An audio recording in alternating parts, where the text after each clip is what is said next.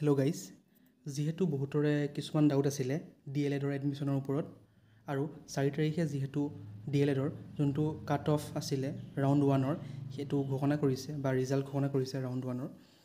সেইটোৰ হিচাপত চাবলৈ গ'লে আমি ইয়াত বিভিন্ন ধৰণৰ কাট অফৰ বিষয়ে মেনশ্যন কৰিছে বা কাট অফৰ এটা PDF পাব্লিছ কৰিছে। সেই কাট অফৰ PDFটো আপোনালোকে চাব পাৰিব যে আনৰিজাৰ্ভৰ ক্ষেত্ৰত কাট অফ কিমান আহি গৈছে বা আৰু যোনটো ৰিজাৰ্ভ কেটেগৰী হয় তাত কিমান গৈছে।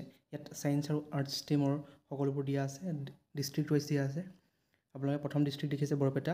ইয়াত আপোনাৰ যোনটো ডায়েট বৰপেটা হাউলিত আছে তাত আপোনাৰ ছায়েন্স ষ্ট্ৰীমৰ কথা কৈ আছোঁ। আনৰিজাৰ্ভত কাট অফ গৈছে 57 আৰু EWS বা SCত গৈছে 48, PWত 43, EWSত 49 গৈছে।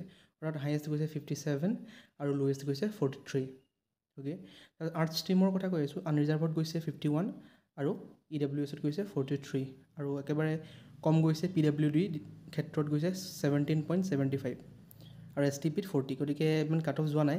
যদিহে আপোনালোকৰ নাম অহা নাই, গতিকে আপোনালোকৰ নাম আহি যাব। এইটো হ'ল ৰাউণ্ড 1ৰ, যিহেতু ৰাউণ্ড 2 ৰাউণ্ড 3 আহিব বাকী আছেই। গতিকে আপোনালোকে চাব পাৰে বিভিন্ন ধৰণৰ ডিষ্ট্ৰিক্টৰ বিষয়ে উল্লেখ আছে।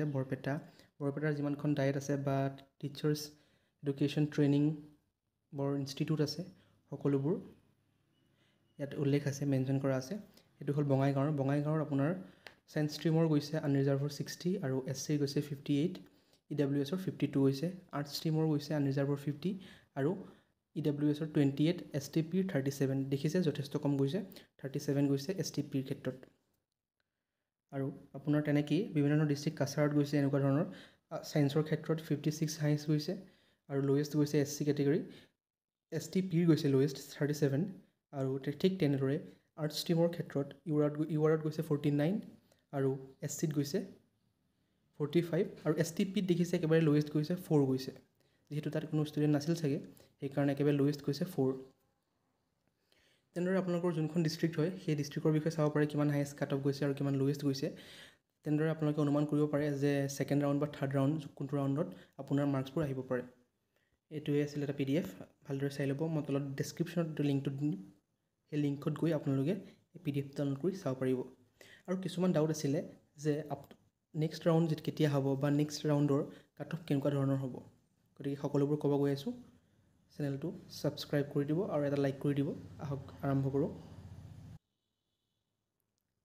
আপোনালোকে যদি যোনখন আপোনাৰ চিডিউল দিছিলে scert.pet.co.in আপলোড কৰা আছে, এই চিডিউলখন আপোনালোকে ডাউনলোড কৰি চাব পাৰিব। সকলোবোৰ ডেটছৰ বিষয়ে মেনশ্যন আছে। ইয়াত আপুনি চালে দেখিব পাব যে অনলাইন কাউন্সেলিং ফাৰ্ষ্ট ফেজ কেতিয়া হৈছিলে। এইটো হৈছিলে 29 জুলাইৰ পৰা 1 তাৰিখলৈকে হৈছিলে, গম পালে। Result of allotment of institute round 1 আৰু কাট অফ মাৰ্ক কেতিয়া পাব্লিছ হৈছে 4 তাৰিখে, অৰ্থাৎ 4 তাৰিখে পাব্লিছ কৰা হৈ গ'ল। সেই 4 তাৰিখে পাব্লিছ কৰাৰ যোনখন ৰাউণ্ড অফ বা কাট অফৰ লিষ্ট পাব্লিছ কৰিছে, যাৰ যাৰ নাম আহিছে সেইসকলে physical admission with document verification, অৰ্থাৎ সেই ইনষ্টিটিউটখনত গৈ পেলাই ডকুমেণ্ট ভেৰিফিকেশ্যন কেতিয়া কৰিব পাৰিব 5 তাৰিখৰ পৰা 7 তাৰিখলৈকে। তাৰপাছত online submission of admission report and vacancy list by the respective institute, যোনটো আপোনাৰ ৱেবছাইট আছে scert.pet.co.in, সেই ৱেবছাইটটোত সেই ৰেছপেক্টিভ ইনষ্টিটিউটখনে ফাৰ্ষ্ট ৰাউণ্ডৰ যোনটো এডমিশ্যন হৈ যাব তাৰপিছত সেইবোৰ ছাবমিট কৰিব লাগিব, এডমিশ্যন ৰিপৰ্ট ছাবমিট কৰিব লাগিব আৰু কিমানটা ভেকেঞ্চি ৰৈ গ'ল সেই সকলোবোৰ সেই ৱেবছাইটত ছাবমিট কৰিব লাগিব। সেইটো ডেট দিছে আপোনাৰ 8 তাৰিখে, 8 তাৰিখলৈকে ডেট দিছে। অ'কে, আৰু সেই লিষ্ট পাব্লিকেশ্যন কৰিব ভেকেঞ্চি লিষ্টৰ 9 তাৰিখে সেই লিষ্টৰ পাব্লিকেশ্যন কৰিব। তাৰপিছত ছেকেণ্ড ৰাউণ্ড হ'ব, ছেকেণ্ড ৰাউণ্ডৰ ৰিজাল্ট আহিব আপোনাৰ 11 তাৰিখে আৰু সেই ছেকেণ্ড ৰাউণ্ডৰ যোনটো কাট অফৰ PDF হ'ব সেইটো আপলোড কৰা হ'ব 11 তাৰিখে। গতিকে ছেকেণ্ড ৰাউণ্ডলৈকে আপোনালোকে ৰ'ব লাগিব, অৰ্থাৎ 11 তাৰিখলৈকে ৰ'ব লাগিব। 11 তাৰিখে আপোনালোকৰ ছেকেণ্ড ৰাউণ্ডৰ যোনটো লিষ্ট সেইখন পাব্লিছ কৰা হ'ব আৰু কাট অফটো তাত ডিক্লেয়াৰ কৰিব। আৰু যিহেতু এইবাৰ কাট অফ যথেষ্ট হাই যোৱা নাই, অৰ্থাৎ 55 হাইয়েষ্ট গৈছে আৰু লোৱেষ্ট 37, 35 বুলি গৈছে। যদিহে আপোনালোকৰ নাম অহা নাই বা আপোনালোকৰ মাৰ্কছ ঠিকেই আছে, তেন্তে আপোনালোকৰ ছেকেণ্ড ৰাউণ্ডত নাম নিশ্চয় আহিব, আপোনালোকে চিয়'ৰ থাকক। আৰু যিসকলৰ নাম আপোনাৰ একেবাৰে মাৰ্কছ কম আছে সেইসকলৰ চান্স আছে স্পট এডমিশ্যনত আপোনালোকে চান্স পাব পাৰে, বা থাৰ্ড ৰাউণ্ড বা ছেকেণ্ড ফেজ যেতিয়া কাউন্সেলিং হ'ব তেতিয়াও আপোনালোকে চান্স পাই যাব পাৰে। গতিকে কোনো টেনশ্যন নল'ব, আপোনালোকে পাই যাব, সকলোৱে এডমিশ্যন পাই যাব যিসকলৰ মাৰ্কছ অলপ ভাল আছে, আৰু যিসকলৰ অলপ কমো আছে স্পট এডমিশ্যনত আপোনালোকে এডমিশ্যন পাই যাব। এনেকৈ আপোনাৰ থাৰ্ড লিষ্টটো পাব্লিছ হ'ব। থাৰ্ড লিষ্ট পাব্লিছ নহয়, যিহেতু ছেকেণ্ড লিষ্ট পাব্লিছ কৰাৰ পাছত আকৌ second phase online counselling start হ'ব।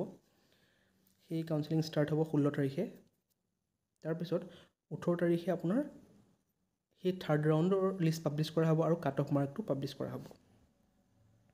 গতিকে এইটোৱে আছিল এটা ভিডিঅ', আপোনালোকক কৈ দিলোঁ যে কোনটো ডেটত কোনটো হ'ব আৰু ছেকেণ্ড ৰাউণ্ডৰ কাৰণে আপোনালোকে কি কৰিব লাগিব। অ'কে, ছেকেণ্ড ৰাউণ্ডৰ কাৰণে আপোনালোকে ৰ'ব লাগিব 11 তাৰিখলৈকে। 11 তাৰিখে আপোনালোকৰ ছেকেণ্ড ৰাউণ্ডৰ যোনটো লিষ্ট পাব্লিছ কৰা হ'ব আৰু কাট অফটো তাত ডিক্লেয়াৰ কৰিব যে কিমান কাট অফলৈকে আপোনাৰ ছেকেণ্ড ৰাউণ্ডত এডমিশ্যন পাব। বহুতে সুধি আছিলে আণ্ডাৰটেকিঙৰ বিষয়ে। যিহেতু বহুত ষ্টুডেণ্টৰ এডমিশ্যন হৈ আছে ইতিমধ্যে, সকলোবোৰ ষ্টুডেণ্টৰ পৰা জানিব পাৰিছোঁ যে কিছুমান ইনষ্টিটিউশ্যনত আপোনালোকৰ যোনটো ই ষ্টাম্প পেপাৰ হয়, 100 টকাৰ যোনটো ই ষ্টাম্প পেপাৰ হয় সেইটো একচেপ্ট কৰিছে, আৰু কিছুমানত যোনটো আপোনাৰ কোৰ্ট ফি হয় বা 2 টকাৰ হওক 5 টকাৰ হওক সেই কোৰ্ট ফিটো লগাই পেলাই দিলেও একচেপ্ট কৰিছে। গতিকে নগাঁৱৰ কথা ক'বলৈ গ'লে নগাঁৱত আপোনাৰ কোৰ্ট ফি লগাই যদি দিয়া হয় সেইটো একচেপ্ট কৰিছে বুলি শুনি আছোঁ। যদিহে আপোনালোকৰ ডিষ্ট্ৰিক্টত কোৰ্ট ফি লগাই পেলাই দিলে একচেপ্ট নকৰে, তেন্তে আপোনালোকে এটা ই ষ্টাম্প কিনিব লাগিব। ই ষ্টাম্প পেপাৰটো 100 টকা ল'ব বা 120 টকা ল'ব। সেই ই ষ্টাম্প পেপাৰটোত আপোনালোকে এই যোনটো আপোনাৰ ফৰ্মেটটো দেখিছে এইটো আপোনালোকে তাত পেষ্ট কৰি দিব আৰু ইয়াত আপোনালোকৰ ধুনীয়াকৈ ছিগনেচাৰ কৰিব, ফুল নেম লিখিব, ডেট লিখিব আৰু এড্ৰেছ লিখিব। লিখি পেলাই আপোনালোকে সেই নিৰ্দিষ্ট ইনষ্টিটিউটখনত প্ৰডিউচ কৰিব লাগিব বা প্ৰভাইড কৰিব লাগিব। এইখন হ'ল আণ্ডাৰটেকিং। যোনটো আণ্ডাৰটেকিঙৰ বিষয়ে আপোনালোকে শুনি আছে, সেই আণ্ডাৰটেকিঙৰ ফৰ্মেটটো হ'ল এইটোতে আপোনালোকে কোৰ্ট ফি বা যোনটো আপোনাৰ ই ষ্টাম্প পেপাৰ হয় 100 টকাৰ সেইটো লগাই পেলাই আপোনালোকে ছাবমিট কৰিব লাগিব। গতিকে এইটো এটা আছিলে ইম্পৰ্টেণ্ট আপডেট। আপোনালোকে ভালদৰে ইয়াৰ পৰা চাই ল'ব, এটা স্ক্ৰীনশ্বট মাৰি ল'ব বা আপোনালোকে লিখি ল'ব পাৰে। আপোনালোকে ইচ্ছা কৰিলে এইটো লিখিও দিব পাৰে বা আপোনালোকে কম্পিউটাৰত DTP কৰিও দিব পাৰে। বহুতে সুধি আছে যে এনেক্সাৰ 2খন কি হয় আৰু এইখন সকলোৱে দিব লাগিব নেকি? এইখন সকলোৱে দিব নালাগে। যোনকেইজন ষ্টুডেণ্ট বা যোনকেইজন কেণ্ডিডেটৰ ৰাউণ্ড 1ত নাম আহিছে বা ইনষ্টিটিউশ্যন এলট হৈছে, যদিহে সেই ষ্টুডেণ্টে সেই নিৰ্দিষ্ট ইনষ্টিটিউটখনত এডমিশ্যন ল'ব নিবিচাৰে আৰু আগৰ যোনবোৰ আপোনাৰ এলটমেণ্ট হ'ব সেই এলটমেণ্টত পাৰ্টিচিপেট কৰিব বিচাৰে, তেনেহ'লে আপোনালোকে এই এনেক্সাৰ 2খন সেই যোনখন ইনষ্টিটিউটখনত আপোনালোকৰ নাম আহিছে সেই ইনষ্টিটিউটখনত গৈ পেলাই আপোনালোকৰ এইখন ফিল আপ কৰি ধুনীয়াকৈ তাত আপোনালোকে ছাবমিট কৰিব লাগিব যে মই এই ইনষ্টিটিউটখনত এডমিশ্যন নলওঁ আৰু আগৰ যোনবোৰ কাউন্সেলিং হ'ব সেই কাউন্সেলিঙত মই পাৰ্টিচিপেট কৰিব বিচাৰোঁ এখন ভাল ইনষ্টিটিউট পাবৰ বাবে।